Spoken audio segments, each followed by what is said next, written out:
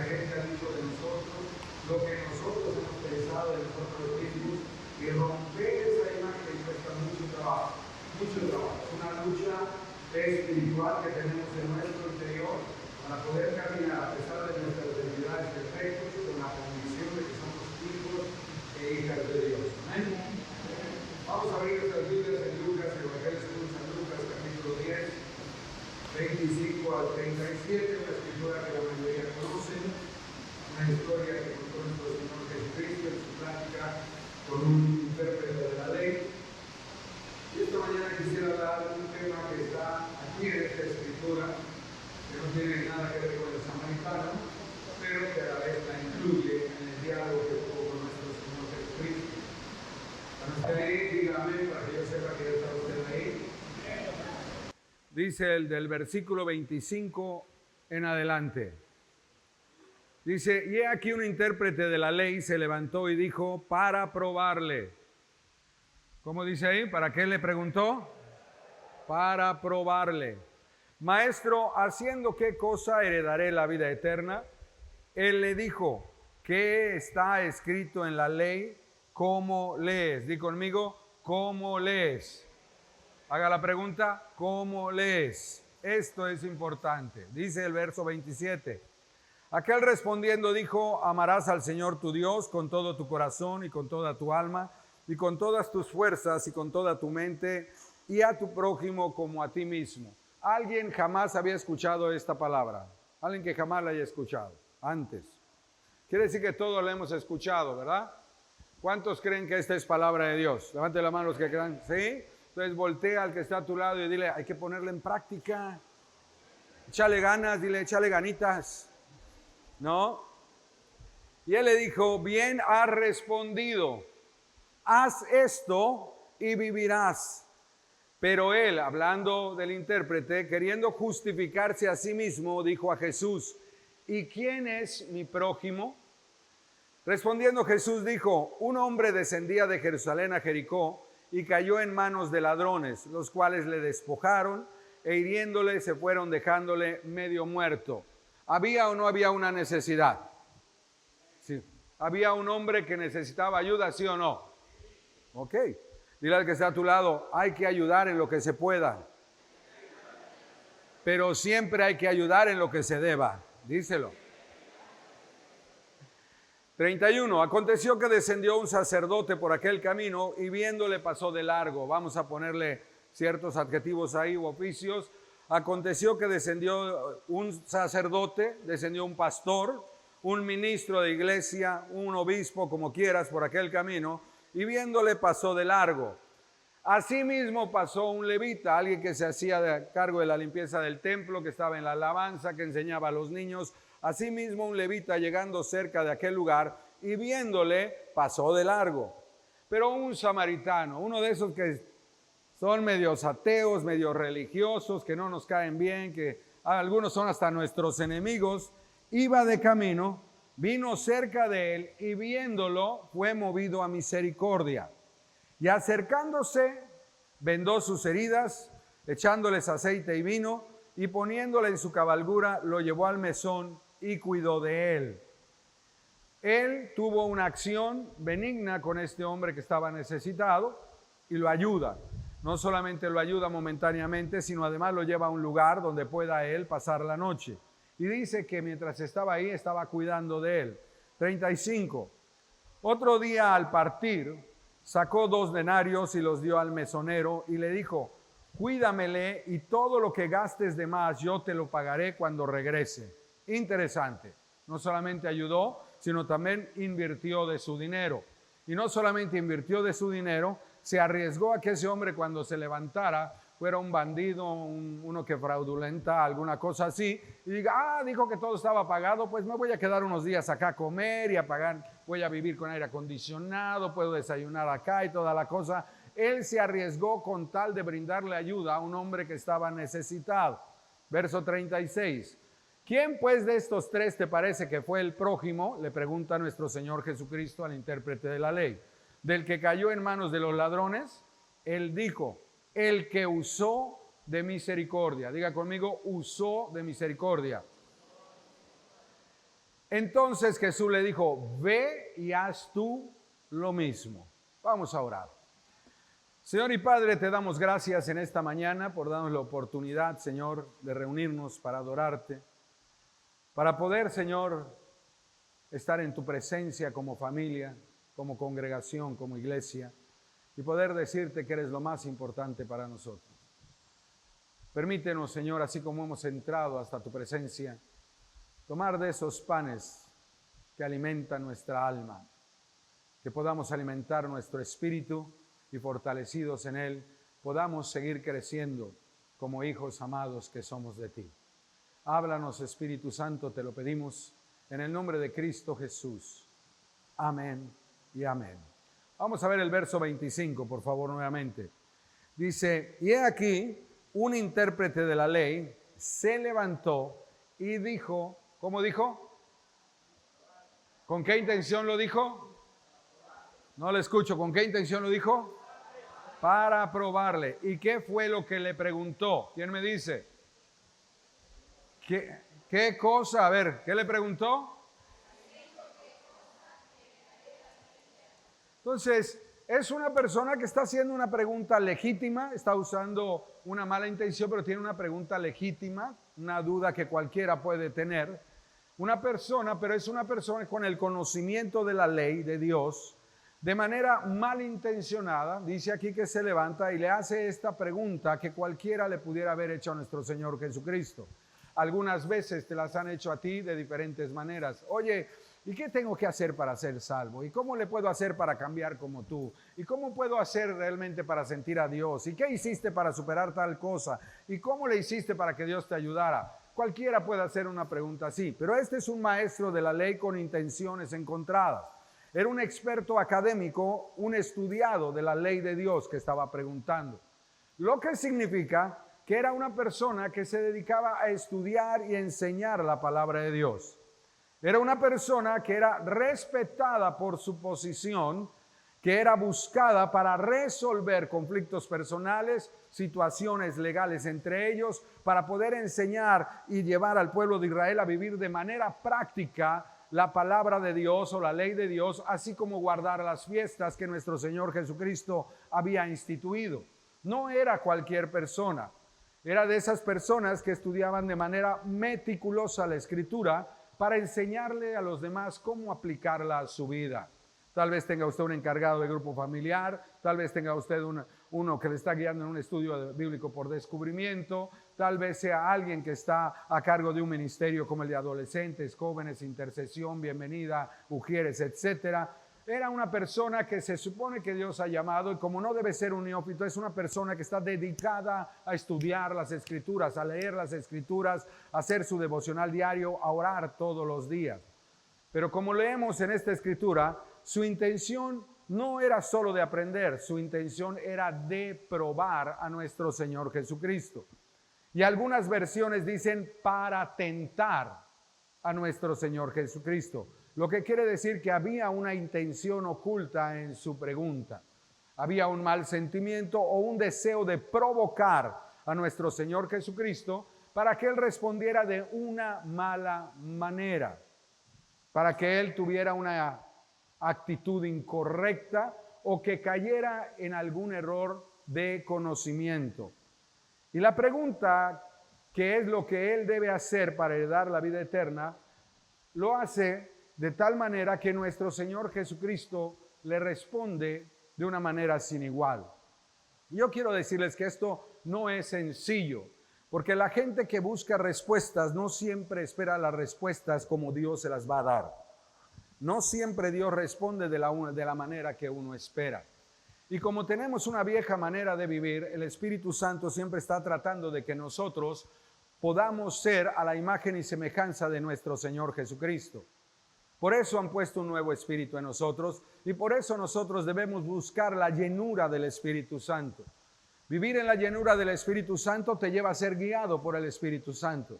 Te lleva a tomar decisiones basadas en la revelación que te da el Espíritu Santo. Ser guiado por el Espíritu Santo te lleva a entender que no todo lo que tú piensas es correcto y que no todo lo que tú crees que debes hacer, debes hacerlo. Que hay cosas también que no debes hacer y no las haces o debes hacerlas porque Dios dice que debes hacerlas. Y no estoy diciendo que sea algo de pecado. Estoy diciendo de que a veces uno guarda prudencia para hablar con una persona y le funciona. Cuando habla con otra, uno dice voy a utilizar inconscientemente la misma técnica y voy a guardar prudencia con esta también, pero no le funciona. Por eso la guianza del Espíritu Santo es muy importante para nosotros los seres humanos y los que nos hemos entregado a Cristo para poder vivir en el poder y la autoridad del Espíritu Santo para que donde quiera que vayamos, benignidad, bondad, pureza se siembre todo a nuestro alrededor. Y la única manera es a través de que Dios santifique nuestras palabras, nuestra manera de ver la vida, nuestra manera de hablar las cosas, etc. Hay gente que no entiende que el poder del Espíritu Santo no solamente es para echar fuera demonios. Puedes echar un demonio fuera de una persona y si no utilizas el mismo poder y la guianza del Espíritu Santo para con esa persona, el postrer estado de esa persona vuelve a ser peor de lo que era antes. ¿Por qué? Porque no vive en el Espíritu Santo. Y esto es importante que lo entendamos. El poder del Espíritu Santo no es para manipular. Por ejemplo, hay gente que piensa que por orar una persona va a cambiar y está obligada a cambiar o Dios está obligado a cambiar a esa persona. Diga conmigo, por favor, nadie puede obligar a Dios para que haga algo, menos cambiar a alguien.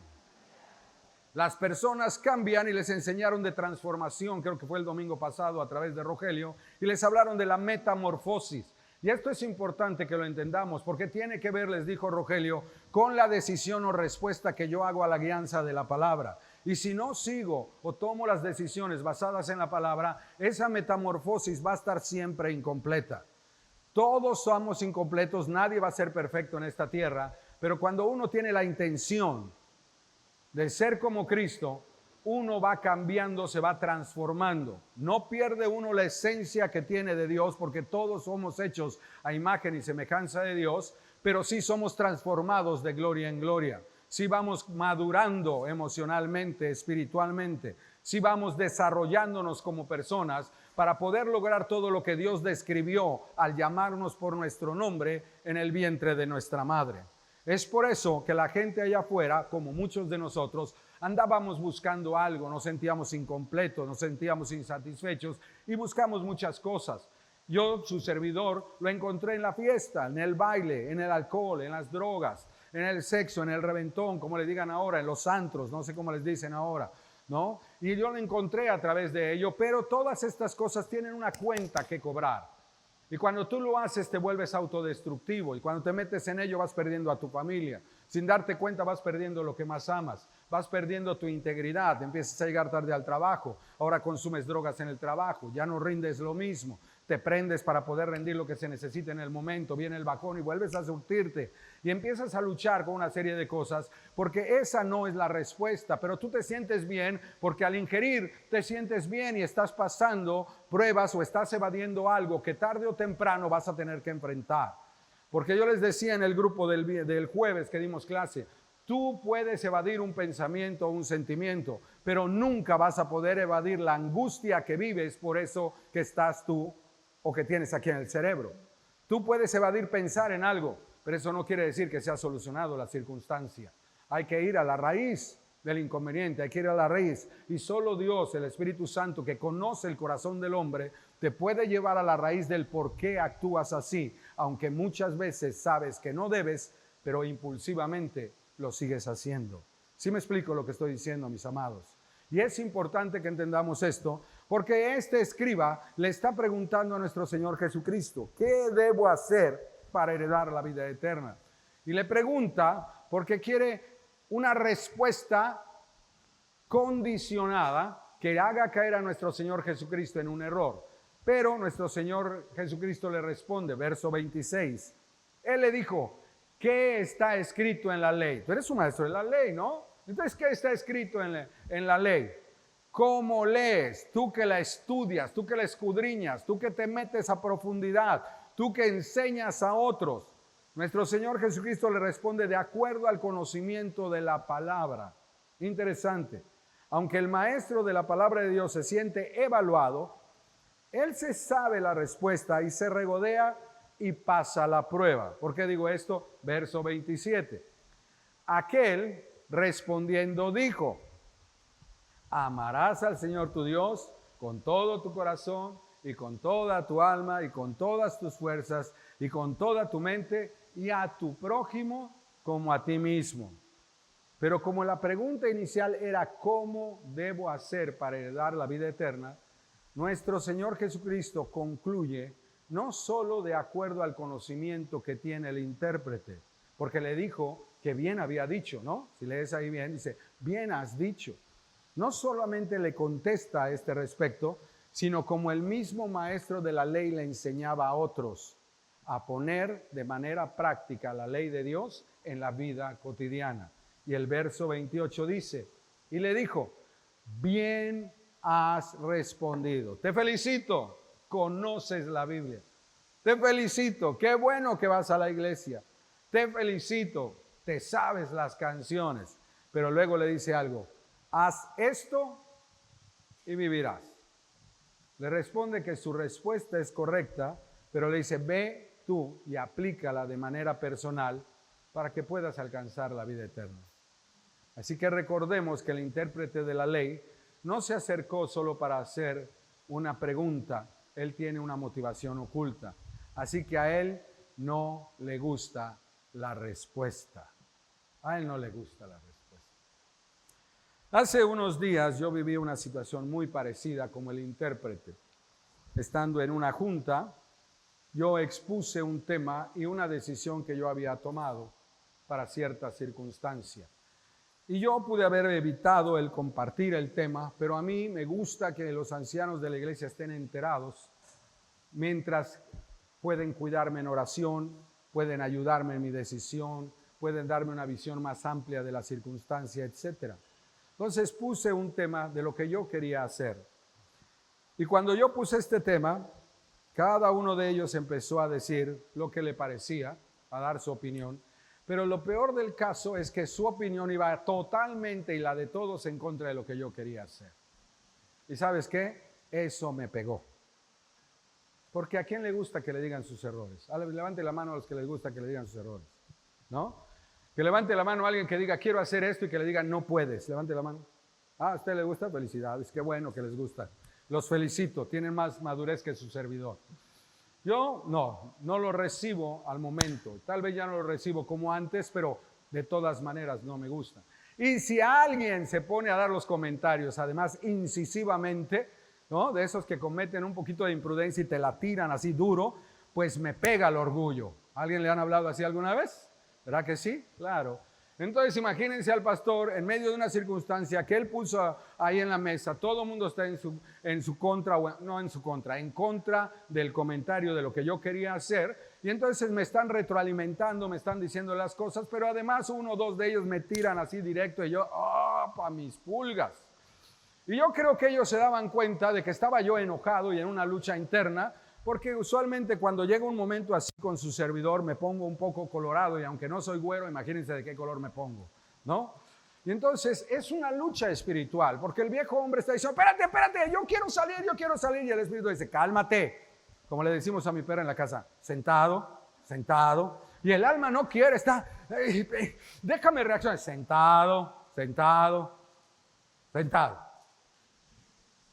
Y es una ebullición interna que uno tiene, porque no le gusta la respuesta a uno, porque uno la pasa mal cuando pasan estas cosas, porque emocionalmente Dios lo permite para que nosotros desarrollemos una cualidad del Espíritu Santo que se llama dominio propio, tolerancia.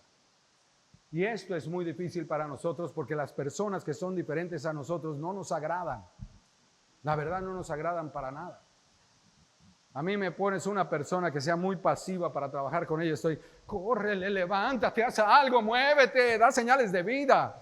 ¿Me explico? Me desespera. Me pones uno como yo y digo, ¿a dónde vas? Tranquilo, primero voy yo, cálmate, que somos iguales, ¿no? ¿Por qué? Porque así somos, no importa cómo sea la situación, usualmente estamos en una lucha interna, espiritualmente estamos guerreando con nosotros mismos para poder lograr hacer todo lo que Dios espera de nosotros. Así que a este intérprete no le gusta la respuesta que se le dio. Se siente afrentado, como tu pastor acaba de dar en este ejemplo. ¿Por qué? Porque no logró su cometido. Yo esperaba al decir esto, sí, pastor, adelante, vamos a orar por usted, que todos salgan. Ay, dale, dale, dale. Es más, rompe la piñata, pégale 3 veces, dale la vuelta, ¿no? Y uno se siente así, uno se siente afrentado. Y el intérprete se da cuenta que sus técnicas no solo le hicieron caer al reconocer, al cual reconoció como maestro, sino que además se siente confrontado consigo mismo y lo que ha enseñado en su vida. Si ¿somos maestros solo para los demás o somos maestros de nosotros mismos? Lo que enseñas de la palabra solamente es para que los demás lo vivan o para que tú lo vivas como un ejemplo de fe. Porque eso le dijo Pablo a Timoteo, sé un ejemplo de fe, de esperanza, de palabra, etcétera. Le dijo, recuerda la fe que te dio tu mamá, recuérdale la fe que te dio tu abuela, échale ganas. Y nosotros tenemos que entender que la palabra es para aplicarla en nuestra vida, para que dé resultado. Porque si estamos cansados de ser como éramos, controlados por unas emociones que simplemente son incontrolables, que simplemente se manifiestan, entonces es tiempo de desarrollar la palabra para que la palabra nos sujete sentado, te sientas, escuchas, y aunque te sientes afrentado, nosotros desviamos la conversación un rato en esa junta, seguimos viendo otros temas. Tu pastor estaba orando, estaba clamando a Dios, le digo, Señor, estoy que me desclavo en este momento, los clavos están cayendo, nomás me queda uno en la mano derecha y si se cae ese me paro y me voy, ¿no? O como algunos, ¿cómo hacen algunos cuando se enojan? Corren al baño, ¿no? ¡Fum! Se encierran ahí, yo no sé si hacen o no, pero... Y cuando regresan más tranquilos, ¿no? O como aquellos, yo no sé cómo le hacen algunos que dicen, un momento y regreso. Y van y se dan la vuelta, van, manejan un auto, media hora, regresan y como si nada, ¿no? Yo no puedo ser así. Yo no soy así. Debo ser paciente y debo desarrollar tolerancia y dominio propio. Pero el dominio propio se desarrolla en el momento donde tú sujetas a ese animal que no quiere sentarse y se tiene que sentar porque se tiene que sentar. Y a ese animal no le das una galletita y se sienta. A ese animal le gusta la correa. Le gusta y tiene que morir en ese momento para que no muerda a nadie. Si explico la analogía, no estoy en contra de los perros, por favor. Luego van a decir que el pastor predica contra los perros, ¿no? Es una analogía nada más. El punto es que hay un animal adentro que tiene que ser tranquilizado y a él no le vas a dar una galletita. Entonces pasamos otros temas, quedamos en una conclusión y dijeron que yo iba a decidir y que les decía yo lo que iba a decidir al final y seguimos platicando de temas de la iglesia, etcétera, etcétera. Y cuando llegó el final, solamente hay una cosa que controla a su pastor, aparte del Espíritu de Dios y la palabra. ¿Saben cuál es? Una buena cena, ¿no? Y ahí sacaron de cenar, estoy cenando, estoy pensando, están platicando, etcétera, etcétera. Y entonces, al final de la reunión, yo les dije, creo que voy a seguir su consejo. En lugar de justicia, voy a ejercer misericordia. Porque la misericordia cuesta más que la justicia. Todo mundo quiere justicia, pero nadie quiere dar misericordia. Eso cuesta mucho trabajo porque hay que morir a uno mismo. Así que aunque fui afrentado, aunque me sentí expuesto, aunque sentí en el momento que nadie me apoyaba, aunque me sentí atacado por un par de ellos, no importa, el amor no debe dejar de ser. Uno somete su carnalidad y uno le dice a Cristo, está bien. Ustedes saben que no repasé versículos que yo me sé desde el Antiguo Testamento hasta Apocalipsis. Y me argumentaba yo aquí, me debatía en mis pensamientos y todo. Claro que sí, porque soy un ser humano como tú y como yo. El punto es quién pone por obra la palabra, no quién lucha más por ella. ¿Sí se entiende lo que estoy diciendo? Porque todos luchamos contra nuestro yo, pero quién realmente pone por obra la palabra, eso es lo que marca la diferencia. Entonces él se siente confrontado consigo mismo y todo lo que él enseña, y el versículo 29 nos revela algo acerca de este hombre. Verso 29, pero él, hablando del escriba, queriendo justificarse a sí mismo. Dile al que está a tu lado, ya deja de justificarte, mano. Ya hace una pregunta de lo más absurdo y obtuso. ¿Quién es mi prójimo? Ay, por favor. Él mismo es confrontado con su estrategia de enseñanza bíblica, mis amados. Él mismo se encuentra en la encrucijada en la que muchos a los que enseña la palabra se han encontrado. O lo hago o no lo hago. Y nuestro Señor Jesucristo le hace ver que es el momento de que Él de manera práctica aplique la palabra de Dios en su propia vida, que debe someterse a la verdad humildemente, reconociendo sus debilidades o sencillamente hacer oídos sordos. Por eso dice la palabra, ser hacedores de la palabra y no tan solo oidores. ¿Por qué no estamos aquí para que les predique un pastor y aprenda buenos sermones y utilice buenos ejemplos? Hay que chismear el último chisme del error que cometió el pastor. No, aquí estamos para aprender lo que dice la palabra y salir de aquí con una palabra en el corazón y decir, este es mi reto de la semana para ser una mejor persona y glorificar a Dios con mi propia vida. Para eso venimos. En este caso, él se sintió amenazado, criticado en su propia imagen de maestro de la palabra.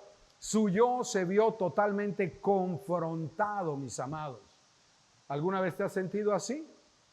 ¿Alguna vez te has sentido que expones un tema y no te lo sabes y en lugar de decir no lo sé, te autojustificas y hasta das argumentos que todo el mundo se queda así de que dice, no puede ser?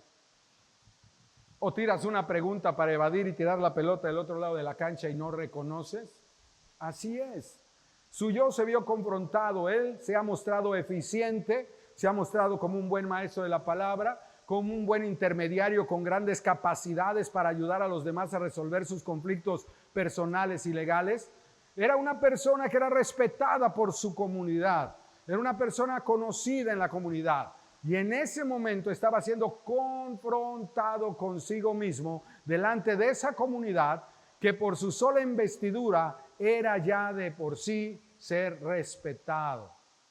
Hijo, respeta a tu padre y a tu madre, es un mandamiento bíblico.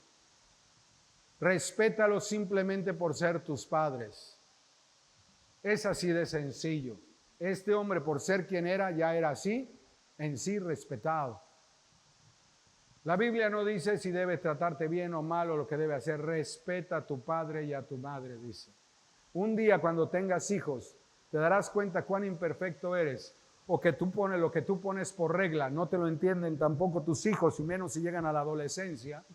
Y entonces vas a tener que verte en la acción de decirle, por favor, hazlo, aunque no lo entiendas, hazlo por favor. Y entonces dirás, y yo que fui tan rebelde con mi mamá o con mi papá. Me acuerdo cómo le contestaba a mi mamá y ahora lo estoy viviendo con este muchacho, ¿no? Y se da uno cuenta. Él, por todo esto, no lo piensa. Él se siente seguro, tiene una posición, es reconocido, tiene conocimiento, es un maestro de la ley, es un hombre buscado para solucionar problemas. Así que no lo piensa y sencillamente actúa. Y lo primero que hace al sentirse expuesto es ir en contra de todo lo que él enseña, justificándose a sí mismo. Cuando el Antiguo Testamento tiene que ver con arrepentimiento. Que hay una ley donde todos debemos arrepentirnos de nuestros pecados. Que hay tradiciones que hacer por los pecados que hemos cometido. Y dependiendo del pecado, alguien tiene que morir por esos pecados. Su yo le hace una jugarreta y hace una pregunta que parece lógica, que le hace ver bien intencionado en sus preguntas. Pero lo único que está haciendo es justificarse, está tratando de no perder la imagen que él tiene delante de la gente y que tal vez se ha ganado a pulso, tal vez era muy bueno, pero él se siente amenazado. Y no solamente por el reto de la respuesta práctica que le está dando nuestro Señor Jesucristo, sino por su yo. ¿Por qué digo por su yo?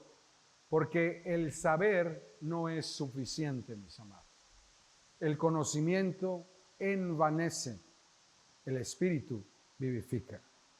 Si tú conoces mucho y no vives, vives una religiosidad.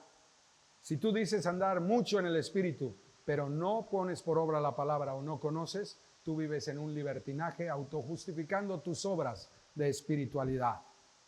Esto tiene que ser balanceado. Conocemos, Él escribe en nuestra mente, en nuestro corazón, y nosotros las ponemos por obra, y por ello entonces puedo crecer como persona, puedo ser una mejor persona, puedo llegar a ser a la estatura del varón perfecto, que es lo que todo cristiano debería buscar.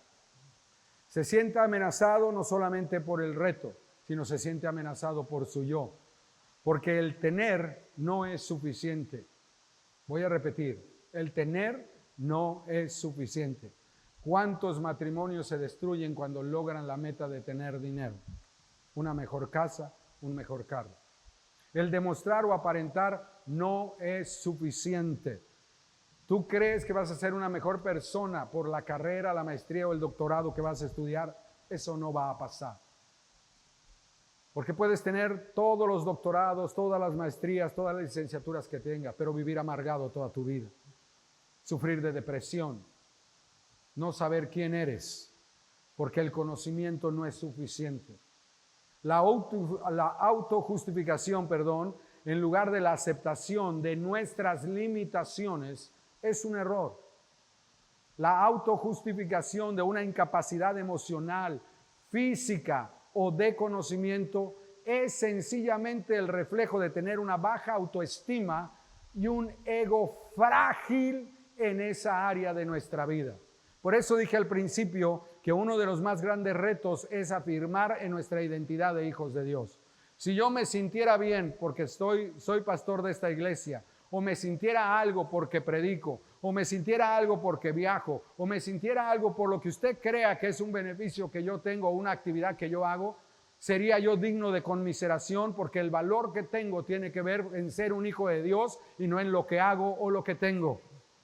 Por eso cuando enfrento situaciones adversas muy fuertes, como ese pequeño ejemplo de esa mesa, yo pude haber aporreado las manos como hubiese hecho en el pasado en una junta de hotelería, pude haber aporreado las manos como hice muchas veces como esposo o como padre y haber dicho, ya basta, yo soy el pastor y aquí se hace así porque así lo pensé, creo que es lo mejor y así se tiene que hacer. Eso sería inmaduro, eso sería ser controlado por las emociones desproporcionadas. Eso es sucumbir ante el mal que está en mí.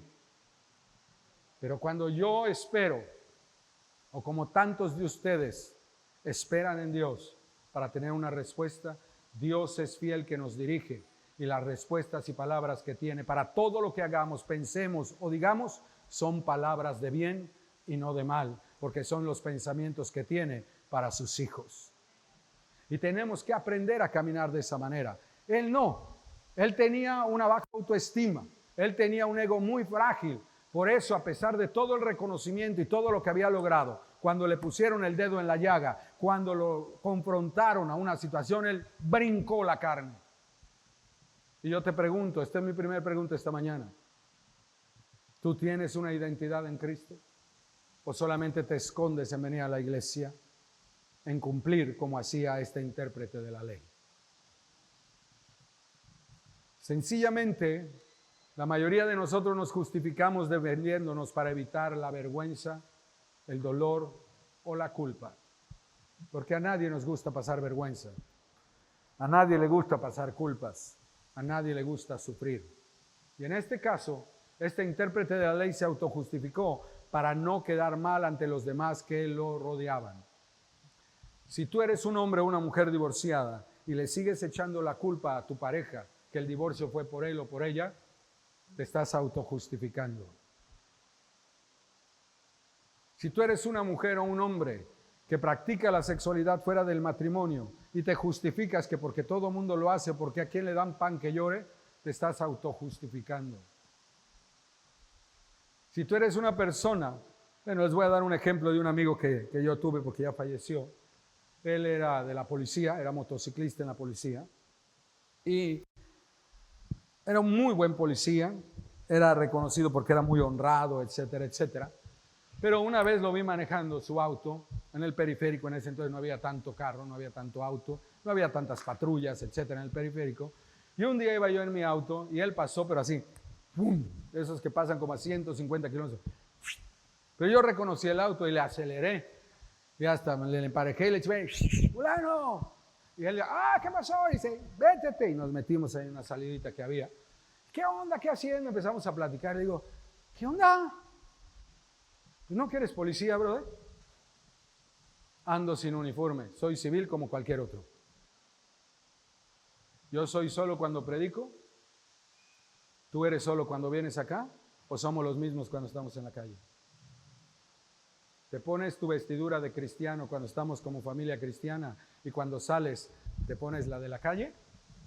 ¿O donde quiera que vas llevas tus investiduras sacerdotales y sigues siendo el mismo hijo de Dios donde quiera que seas, sin dobleces, porque mantienes tu identidad como hijo de Dios, pese a lo que pese, pase a lo que pase?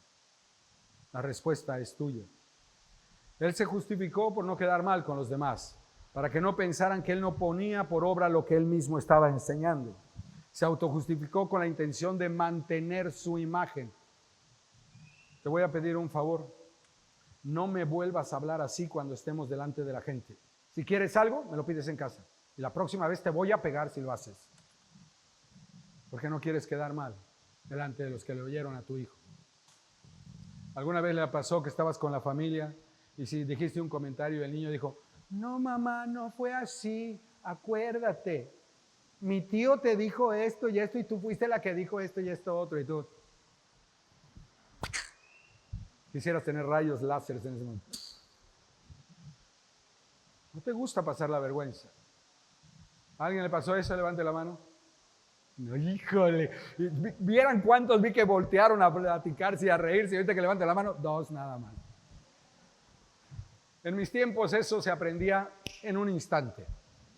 Cuando se le ocurrió a este niño decirle, no papá, y no me acuerdo qué fue lo primero que le dije, papá nomás volteó y hizo así, ¡pum! Point, point, point, point, point, point, point. ¿Cree que lo volví a hacer? Jamás en la vida lo volví a hacer. No estoy diciendo que se lo haga a su hijo, no es correcto. Estoy diciendo cómo aprendía uno de antes, nada más. Pero son cosas que pasan, no importa la generación, son cosas que suceden. Si no quieres ser avergonzado, no mientas, no robes, no adulteres, no forniques, no abuses. Si no quieres salir avergonzado, haz lo bueno. Si estás contando algo y no lo sabes, di, no lo sé. ¿Por qué siempre tienes que hablar temas con los demás? Porque los demás hablan de temas. Si no lo sabes, aprende de lo que están diciendo. Luego los confirmas, porque ahora tampoco se sabe si lo que dicen es verdad. Pero lo confirmas.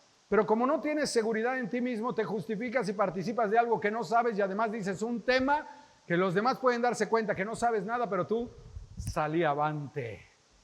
Cuando en realidad saliste perdiendo. ¿Cuántas veces has dicho, no, es que yo no soy así, mujer? Y le peleas a tu mujer que no eres así. Y se acerca uno de tus hijos y dice, papá, si eres así, tú me hiciste esto el otro día. Tú no te metas, chamaco, que estoy hablando con tu madre. Y no lo aceptas. ¿Por qué la autojustificación? Porque no te valoras. Porque te dominan tus emociones y en lugar de decir, no me había dado cuenta, tal vez tengas razón y no me he dado cuenta, fíjate que no lo había pensado, voy a analizarlo, tienes razón, la verdad, ahora que me lo dices de esa manera me doy cuenta que tienes razón. No lo sé, tantas respuestas que pudiéramos dar correctas, ¿por qué no lo hacemos? Simplemente porque queremos protegernos a nosotros mismos, como estaba haciendo este intérprete. Pero cuando tú te proteges en la carne, no maduras. Y si no maduras, eres un títere manejado de las emociones. Y la Biblia dice que eres controlado por influencias externas para hacer el mal. ¿Cuántos hijos crecen en la iglesia y no quieren nada con Cristo porque sus padres nunca en la práctica hicieron nada para honrar a Dios? Iban a la iglesia y nada más, pero no los vieron leer una Biblia, tener un devocional, aconsejarles, poner por práctica, orar, etc. Y quieren que sus hijos vayan a la iglesia. Si ellos no deben venir a la iglesia, deben venir a adorar como iglesia al Creador. Porque la iglesia somos tú y yo, pero ellos, como no se sienten parte de la iglesia, no se quieren congregar. Como para ellos Dios no tiene la veracidad que tú dices que tiene, ellos no quieren venir porque para ellos Dios no es verdad. Es simplemente una práctica que hacen los viejos, punto. ¿Por qué nos autojustificamos? Él quería mantener la aprobación, que no se le viera como inferior ante nuestro Señor Jesucristo. Para protegerse, sencillamente desplazó la responsabilidad haciendo una pregunta. ¿Quién es mi prójimo? Le tiró la pelota a nuestro Señor Jesucristo. Así fue de sencillo. Este maestro sabía la palabra, pero no la vivía. Porque primero fue con un mal sentimiento. Y un hombre que es espiritual, una mujer que es espiritual, desde que tiene un mal sentimiento, lo somete a la obediencia a Cristo. se niega a sí mismo y muere a sí mismo para no hacer lo malo, sino para hacer lo que Dios dice que se debe de hacer. ¿Cuántas personas al compartir la palabra, sin darse cuenta, caen en el mismo error y como esta persona responden con una pregunta al sentirse confrontados con la verdad?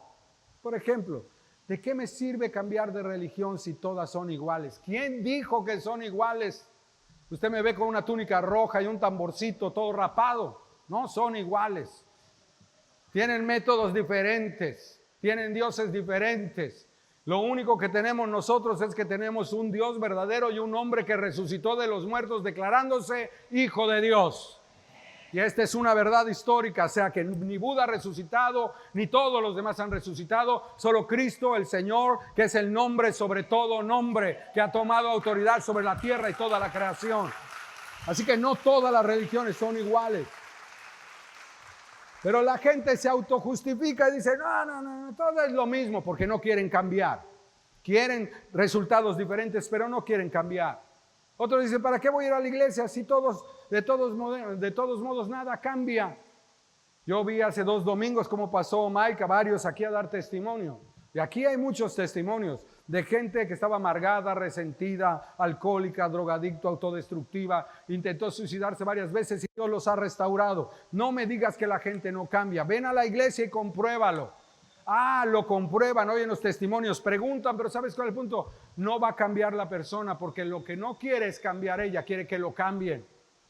Y el cristianismo es la responsabilidad de ser un discípulo de Cristo que sigue las enseñanzas de Cristo. Y al ponerlas por obras es transformado su interior para ser una mejor persona de lo que era antes de aceptarlo como Señor y Salvador. Esa es la respuesta, pero muchos dicen esas cosas. Les hablas de que Dios puede ayudarles, que quiere y se autojustifican. ¿Me va a ayudar como le ayudó a Juanita que de todas maneras se separó? ¿Conoces a Juanita? Pues sí, es la comadre de mi vecina. Entonces, ¿cómo sabes qué hacía en la iglesia? ¿Cómo sabes que iba a la iglesia? ¿Cómo sabes que esa mujer oraba? ¿Cómo sabes que realmente ponía por obra la palabra de Dios? Pero me va a ayudar como a Juanita, la que de todas maneras su marido la traicionó y se separó. Yo no lo sé. Lo que sí sé es que ese hombre adulteró y si iba a la iglesia es porque cometió un error o nunca fue un buen cristiano y sencillamente cometió una traición a la mujer de su pacto y se fue con otra mujer. Pero si no conoce las escrituras dice, entonces ¿por qué Dios no lo cambió? ¿Han oído esas preguntas? Dios cambia al que deja que Dios lo cambie. Y esto es importante, porque todos sabemos que tenemos libertad, ¿sí o no? Que Dios nos ha dado un libre albedrío, ¿sí o no? ¿Lo saben, sí o no? ¿Quién no sabe que Dios nos ha dado libre albedrío? Pero todos tenemos el libre albedrío que Dios nos ha dado. Quiere decir que tenemos la oportunidad de tomar decisiones. Así que yo decido si acepto a Cristo como Señor y Salvador. Yo decido si pongo por obra lo que Dios me enseña. Yo decido negarme a mí mismo. Yo decido a tomar mi cruz. Yo decido, como dijo Roy la semana pasada, si sigo a la meta o digo, ¿sabes qué? Ya me cansé, me harté y no voy a seguir. Y los que se salvaron, que se salven, pero yo ya me cansé. Él pudo haberlo decidido, pero su decisión fue ¿cuál? Yo sigo a la meta de mi supremo llamamiento. Punto. Son decisiones. Entonces el Señor que adulteró decidió no obedecer la palabra que dice, no cometerás adulterio. Ama y respeta a la mujer de tu pacto. No, el tipo no quiso, pero Dios es culpable porque no lo detuvo. Imagínense a Dios, no cometas adulterio, espérate, quítate de la cama, ponte la ropa. Eso no va a suceder jamás. Porque lo que Dios quiere es desarrollar el interior de los hombres y de las mujeres. Dios quiere cambiar el corazón. Y al cambiar el corazón, cambia nuestra actividad. Porque cuando nosotros aceptamos a Cristo y aceptamos su palabra como verdad, la vivimos. Y entonces yo puedo mostrar la fe que tengo en Dios por medio de las obras que estoy realizando. No es por obras para que nadie se gloríe, pero mis obras deben hablar de la fe que tengo en Dios y en el que he creído. Y eso es lo que estaban viviendo acá. Muchas gentes ponen esas excusas y podríamos decir un sinnúmero de ejemplos. Pero el punto es que cuando las personas son tocadas en un área sensible, sale quienes son verdaderamente, sin importar cuán inteligentes o expertos sean en el conocimiento de algo. En este caso, en la palabra de Dios. A nadie nos gusta, repito, quedar mal. A nadie nos gusta pasar vergüenzas. A nadie nos gusta aceptar nuestros errores. Voltea a la persona que está a tu lado y dile, es tiempo de que empieces a aceptar tus errores. ¿Y saben por qué no los aceptamos? Porque no nos gusta ser expuestos, mis amados. Este maestro de la palabra se la sabía. Era una persona reconocida por su conocimiento y oficio, pero no vivía lo que enseñaba. Así que nuestro Señor Jesucristo concluyó su enseñanza de acuerdo al conocimiento que el intérprete tenía de ella, diciéndole, tú sabes la respuesta, te felicito, así que ahora ve y hazlo tú. Porque saber no es suficiente, vivir en el Espíritu es el todo del hombre. Y entonces, él dice, ok, entiendo, no me agrada. Y como él era campeón en debates, primero fue evaluado por nuestro Señor Jesucristo al preguntarle qué decía la ley. Ya respondió, me dijeron que estoy bien. Y entonces dice, ok, pues pasemos la pelota al otro lado y ahora pasa a evaluar a Jesucristo. Y le dice, ¿quién es mi prójimo? ¿Qué pregunta? Pero lo único que hizo fue autojustificar su debilidad. Y en ese momento, recuerda esto, no hay nadie que pelee con Dios y salga ganando, porque Él es el experto en corazones. Es experto en conocer los corazones de los hombres. Él destruye todos sus argumentos con una historia donde involucra a autoridades espirituales, a un hombre que por cultura, era menospreciado y tomado como un enemigo, el samaritano.